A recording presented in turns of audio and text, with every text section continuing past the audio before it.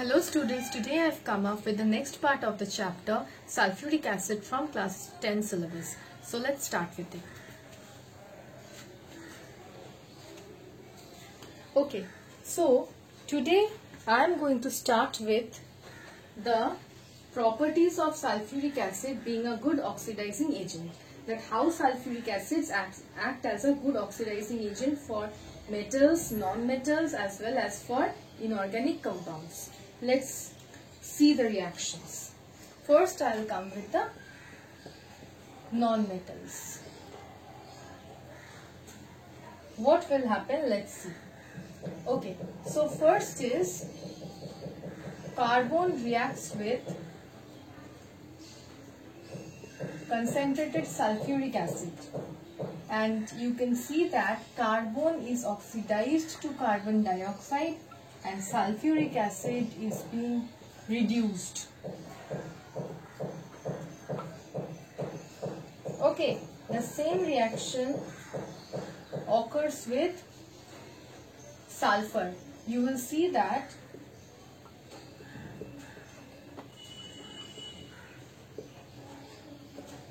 sulfur is oxidized to sulfur dioxide and along with that water is formed. Another reaction takes place with phosphorus. Phosphorus reacts with sulfuric acid. I am balancing in the same step only. And phosphorus gets oxidized to phosphorus pentoxide. Along with that, we get, very sorry regarding this part, I have missed a point. Here we will get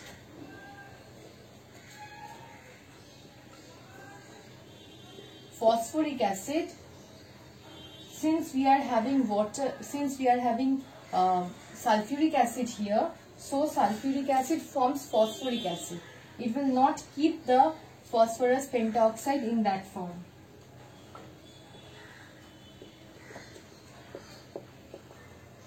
Okay, so this is how phosphorus gets oxidized. Now I am coming to the metallic parts, that how metals gets oxidized. This is also very easy. Copper reacts with concentrated sulfuric acid. I'll directly balance here to form copper sulfate. Copper gets oxidized to copper sulfate here.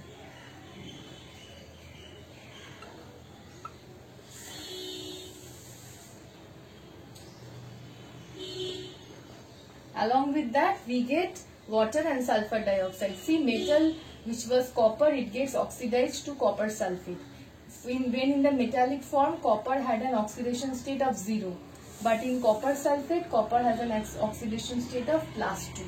This is how copper gets oxidized to copper sulfate. The same reaction occurs for zinc. Zinc, when reacts with concentrated sulfuric acid, it gets oxidized to zinc sulfate. So this is how non-metals gets oxidized, and this is how metals gets oxidized to the sulfates with the help of concentrated sulfuric acid. Remember, oxidizing agent is a concentrated sulfuric acid, not a dilute sulfuric acid. Now I will come to certain compounds, that how certain compounds react with concentrated sulfuric acid, and in those reactions also concentrated sulfuric acid acts as an oxidizing agent.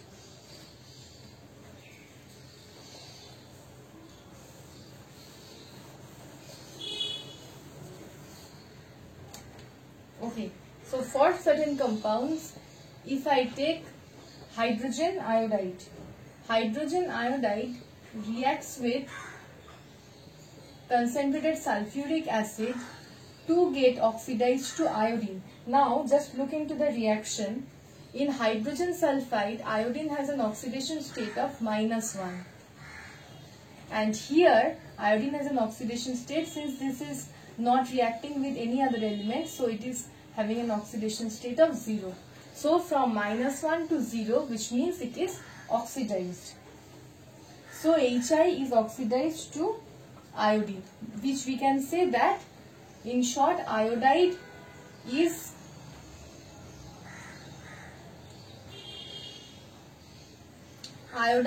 oxidized to iodine. Okay, so if we want to balance it, we can balance it in this way.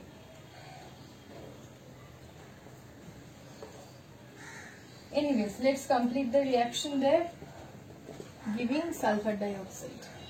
Okay, in the same way, hydrogen sulfide.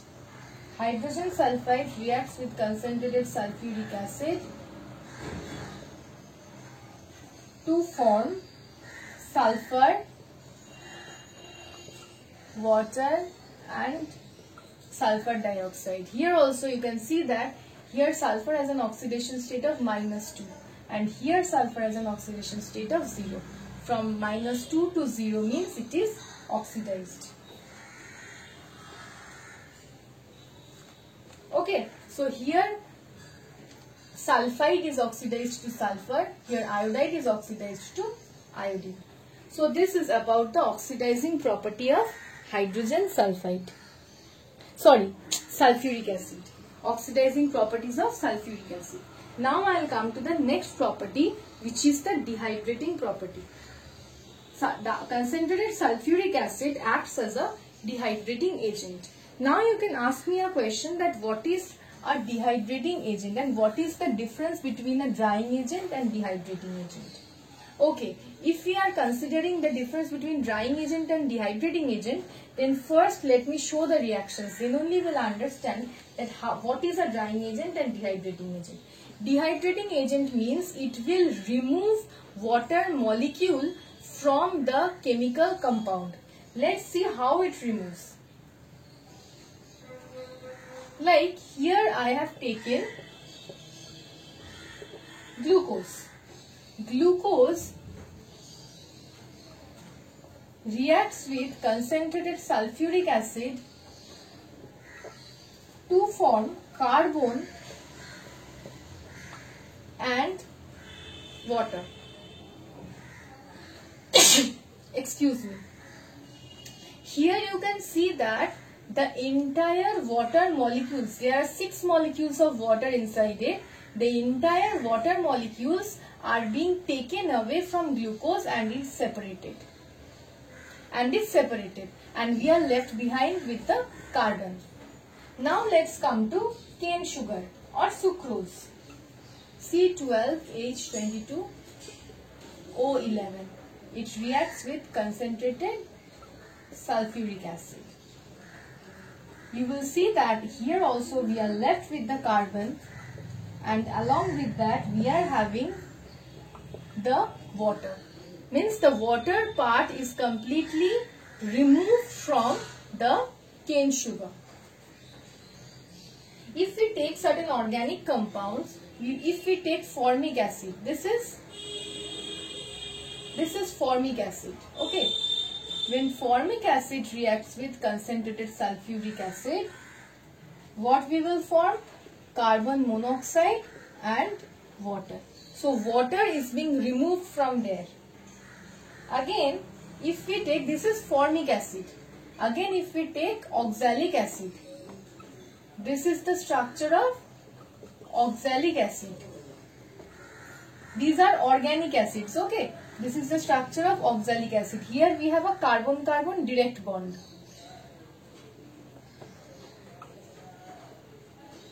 When it reacts with concentrated sulfuric acid, it forms carbon monoxide, carbon dioxide and water. Now if we look into ethanol, C2H5OH. This is ethanol. You will learn about this in the organic chemistry chapter. This is ethanol. When this reacts with concentrated sulfuric acid, what you will see? You are left behind with ethene. This is known as ethene. These are organic compounds. We will study in the organic chemistry chapter. And water. Okay, so in all these reactions, you can see that the water part means 2 hydrogen and 1 oxygen, which are included inside the compound. The water molecules are removed from the compound itself. Okay, the water molecules are removed from the compound itself. Here the bonds or the chemical bonds in between the compounds are broken in order to produce the water molecule in a different way. And so the water molecules are removed from the compounds as well. And from the strong compounds we get back only these products, broken products. So this is the work of a dehydrating agent. Dehydrating agent will break the chemical combination or will break the chemical bonds in order to remove the water molecules. It can also remove water of crystallization.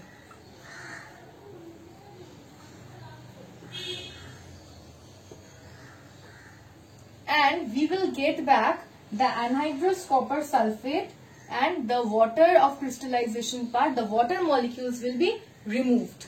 So here dehydrating agent means only that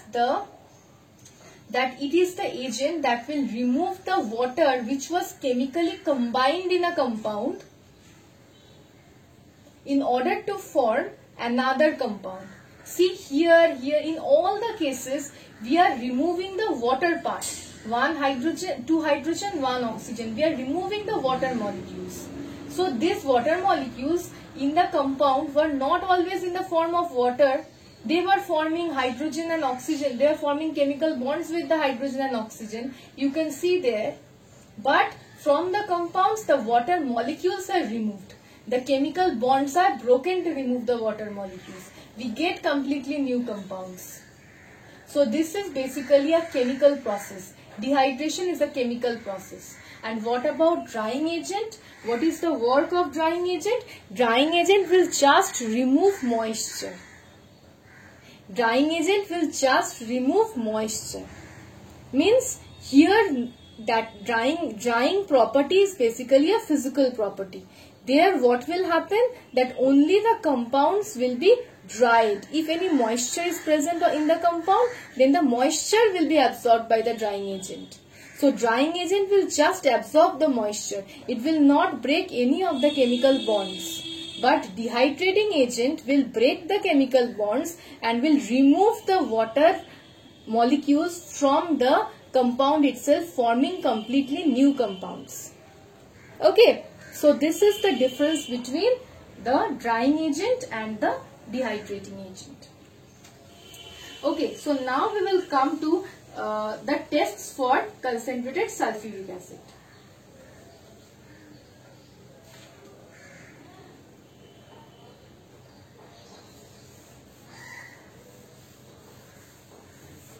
So, concentrated sulfuric acid tests.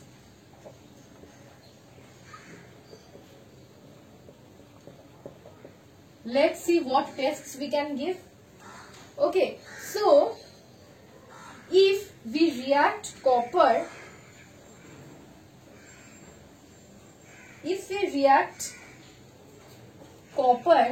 with concentrated sulfuric acid, we will see that, and obviously we have to heat it, we will see that we get blue colored copper sulfate, along with that water and sulfur dioxide. And how will you understand that this is the sulfur dioxide in the gaseous form? If you if you just bring potassium dichromate solution, you know that potassium dichromate solution is orange in color, and if you pass this sulfur dioxide gas through the orange colored acidified potassium dichromate solution, you will see that that solution turns green. So basically this is a test for concentrated sulfuric acid. Why? because if copper reacts with concentrated sulfuric acid only, then only it will form the blue colored solution of copper sulfate, and along with that we will get sulfur dioxide. If this sulfur dioxide is passed through the orange colored acidified potassium dichromate solution, then that solution will turn green. Okay, so this is one of the tests. If we look into the other test, we will see that NaCl reacting with concentrated sulfuric acid at temperatures less than 200 degrees Celsius, we get back NaHSO4 along with that HCl. Now a question can arise that all are colorless. Then how we will know that we are having, how we will know that this is a test for sulfuric acid? All are colorless. The fact is that we won't understand in that way. We can see that HCl is obtained in the gaseous form. So, if we consider reaction medium like this, that here we are forming the reactions, here we are performing the reactions, then HCl will be evolved like this. If we dip a glass rod, means a glass rod, we are taking a glass rod and dipping into ammonia solution, and if we bring the glass rod here at the mouth containing the reaction, means at the mouth of the test tube or the beaker where the reaction is being carried out, then we will see that dense white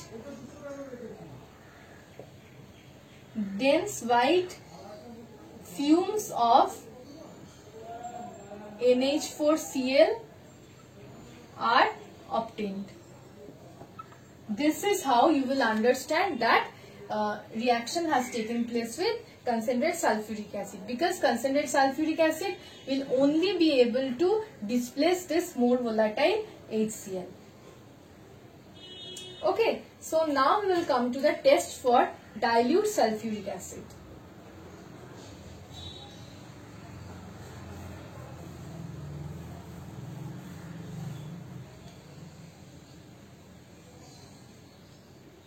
Now we are going to come to the tests for dilute sulfuric acid. What we will see that if this is known as barium chloride. This is known as barium chloride. If we take barium chloride solution and react it with dilute sulfuric acid, we will see that we are getting a white precipitate. Precipitate's short form is PPT. We are getting a white precipitate. Along with that we will get HCl. But that is not important. The observation is we are getting a white precipitate because barium sulfate forms a white precipitate. Another reaction is if we react lead nitrate solution with dilute sulfuric acid, then we will see that we are again getting a white precipitate of lead sulfate, and along with that we will get nitric acid. Okay, so these two are the tests for dilute sulfuric acid. And now sulfuric acid has certain uses. It is used in fertilizers. The name of the fertilizers are important. Please mark the name of the fertilizers along with the formula. You can see the formula in the books as well. So sulfuric acid is used in fertilizers like ammonium sulfate. Please mark the formula of this. Please mark the formula of the fertilizers.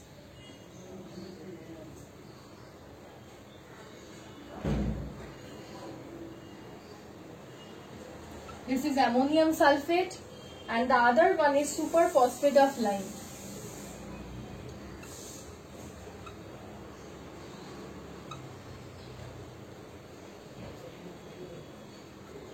Superphosphate of lime. Here the superphosphate of lime is a mixture of two compounds. This plus calcium sulfate. Okay, and then it is also used in explosives. The name of explosives are important. Trinitrotoluene, TNT. The name of the explosives are also important. TNT, trinitrotoluene, trinitro-glycerine, and picric acid.